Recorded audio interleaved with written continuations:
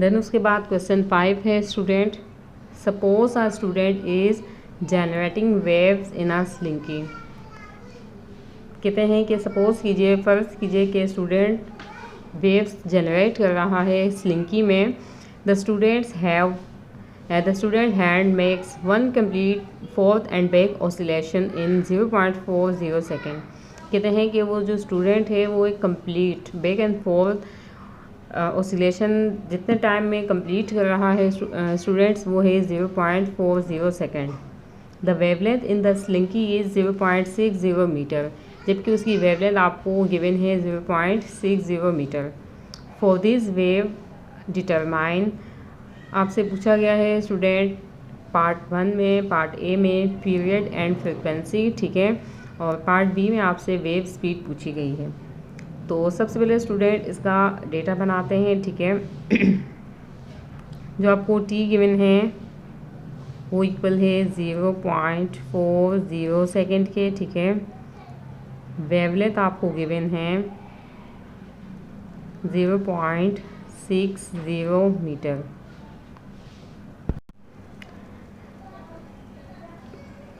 तो यहाँ पे हमें टी टाइम पीरियड कैलकुलेट करना है, ठीक है। सेकंड में हमें फ्रिक्वेंसी कैलकुलेट करनी है और थर्ड हमें वेव स्पीड कैलकुलेट करनी है, ठीक है स्टूडेंट्स। तो स्टूडेंट्स सबसे पहले हम यहाँ पे कैलकुलेट करते हैं एफ। तो स्टूडेंट यहाँ देखें, मैं लिखूँगी F is equal to 1/t, ठीक है।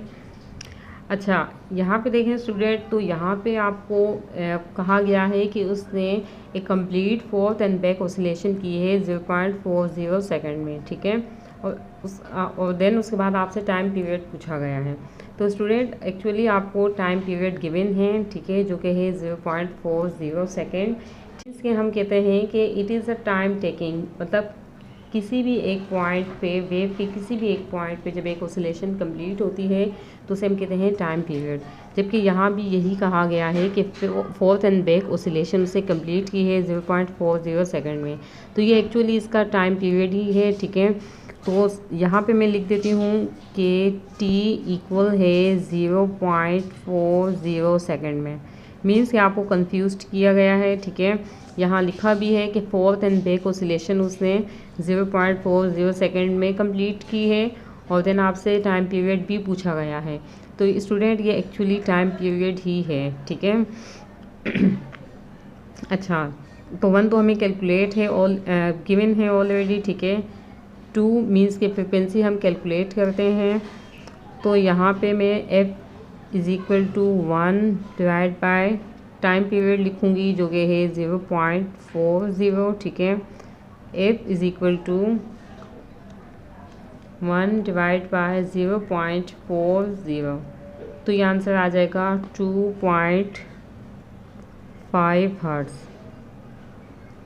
देन आपको यहाँ पे वेव स्पीड कैलकुलेट करनी है, ठीक है, जिसके लिए जो फॉर्मूला यूज़ किया जाएगा वो होगा v is equal to F lambda. F आपने यहाँ पे कैलकुलेट किया है 2.5 और वेवलेंथ की जगह वेवलेंथ की वैल्यू लिखेंगे जो कि है 0.60, ठीक है। देन 2.5 मल्टीप्लाई 0.60, तो ये आंसर आ जाएगा 1.5 मीटर पर सेकेंड, ठीक। इसके बाद है क्वेश्चन 6। तो क्वेश्चन 6 है student, if 80 compressions pass through a point in spring in 20 second, number calculate the frequency and the period. यहाँ पे आपको पूछा गया है कि फ्रिक्वेंसी और आपने क्या बताना है, पीरियड बताना है। If 2 consecutive compression are 8 centimetre apart, calculate the wave speed. उसके साथ साथ आपको यहाँ पे वेव स्पीड भी पूछी गई है। तो चलें सबसे पहले इसका डेटा बनाते हैं। तो सबसे पहले हम यहाँ पे लिखेंगे नंबर ऑफ कंप्रेशन,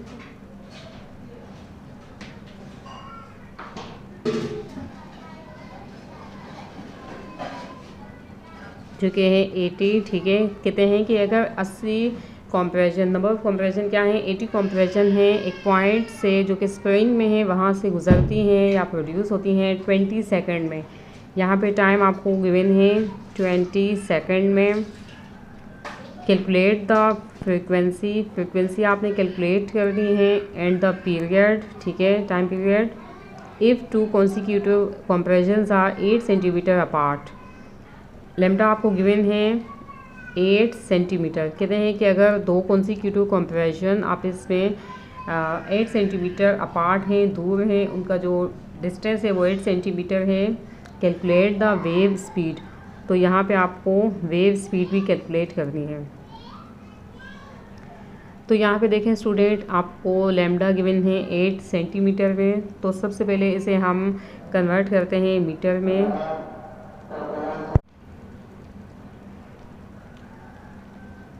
तो यह आ जाएगा 0.08 मीटर, ठीक है।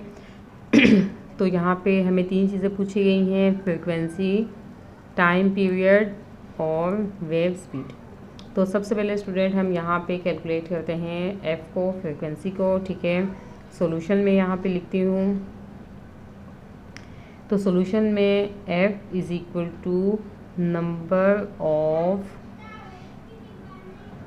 Compressions divide by time. आप यहाँ पे नंबर ऑफ वेव्स भी लिख सकते हैं, ठीक है। देन नंबर ऑफ कंप्रेशंस या नंबर ऑफ वेव्स आपको गिवन है 80, तो हम लिखेंगे यहाँ पे 80 और यहाँ पे हम लिखेंगे 20।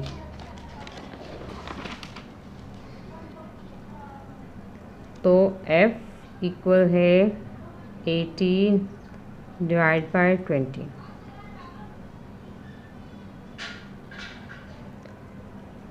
डिवाइड बाय 20, तो ये आ जाएगा 4 हर्ट्ज़,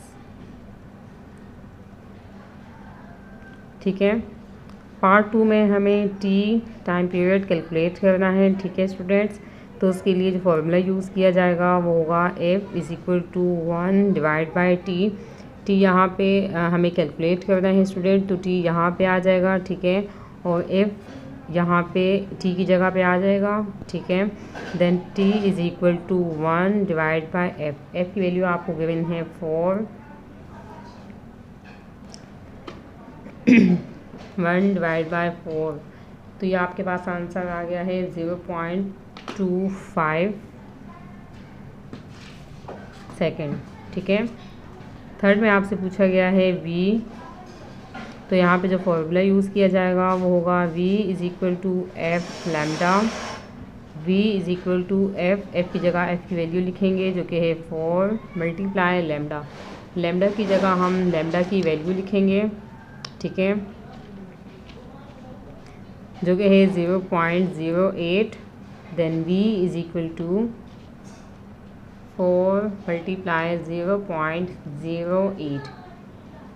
तो यहाँ पे जो आंसर है वो है 0.20 मीटर पर सेकेंड, ठीक है स्टूडेंट्स। देन उसके बाद क्वेश्चन 7 है, waves on a swimming pool propagate at 0.90 metre per second. साथ साथ में डेटा भी बनाते हैं, ठीक है। तो वेव v इक्वल है 0.90 मीटर पर सेकेंड, ठीक है। इसकी स्पीड गिवन है। If you slash the water at one end of the pool, कहते हैं कि अगर आपने वाटर को स्लैश किया है पूल के एक एंड से, मीन्स कि हम जैसे पानी में थप थप करते हैं ना स्टूडेंट्स, तो हमने अगर वाटर को स्प्लैश किया है एक एंड ऑफ, मतलब एक सिरे में, पूल के एक सिरे से, तालाब के एक सिरे से, observe the wave go to the opposite end, तो हम ये ऑब्ज़र्व करेंगे कि वो जो वेव वहाँ पे प्रोड्यूस हुई है वो अपोजिट साइड पे, अपोजिट एंड पे चली जाएगी। Reflect and return in 30.0 second. वो जो वेव्स हमने प्रोड्यूस की है वो अपोजिट साइड पे जाने के बाद रिफ्लेक्ट होगी और वापस आएगी 30.0 second. How far away is the other end of the pool, तो यहाँ पे आपको जो टी गिवन है वो गिवन है 30.0 सेकेंड। अब हमसे पूछा गया है कि हमें क्या बताना है, how far away is the other end of the pool, means कि हमें इसकी वेवलेंथ बतानी है, ठीक है, कि कितनी वेवलेंथ वहाँ पे प्रोड्यूस होगी, कितने अपार्ट में वेवलेंथ प्रोड्यूस होगी।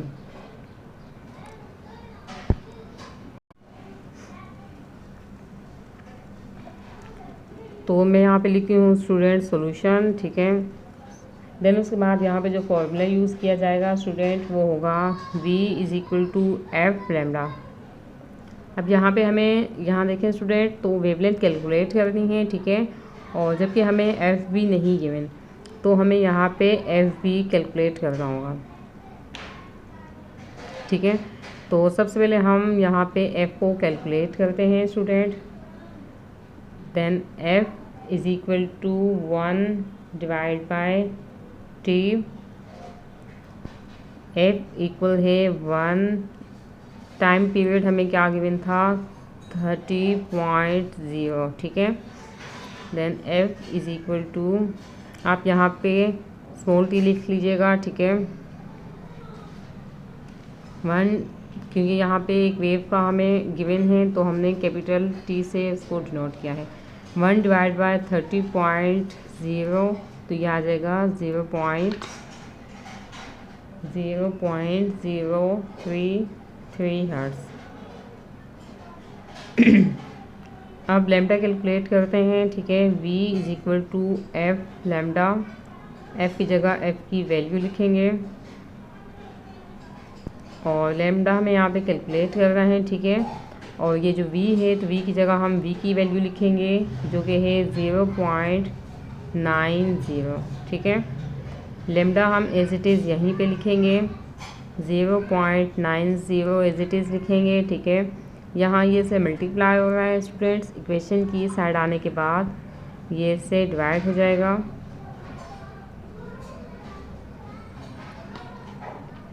0.90 डिवाइड बाय 0.033, तो ये आंसर आ जाएगा 27.27 मीटर, ठीक है। 27.27 मीटर। क्वेश्चन 8 है, a simple oscillating pendulum has a length of 0.80 centimetre. तो यहाँ पे लिखते हैं इसकी लेंथ, ठीक है, जो कि है 0.80 सेंटीमीटर।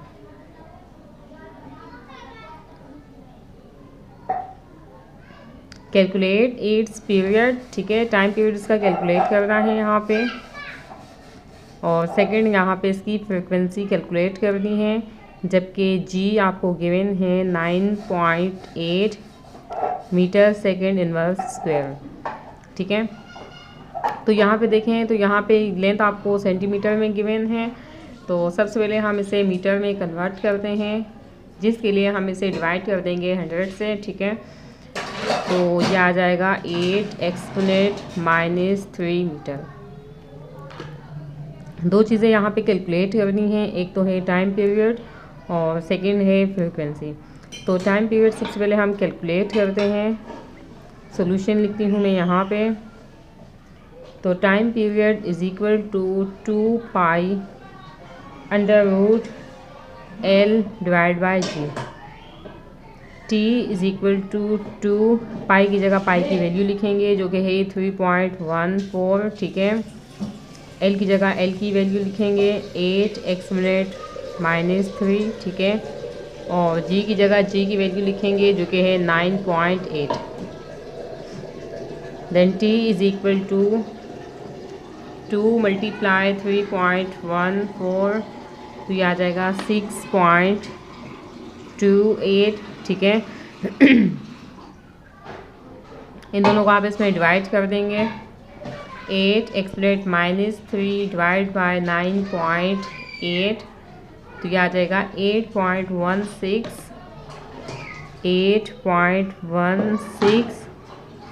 3 एक्सपोनेंट -4, 6.28 हम एज इट इज़ लिखेंगे, ठीक है।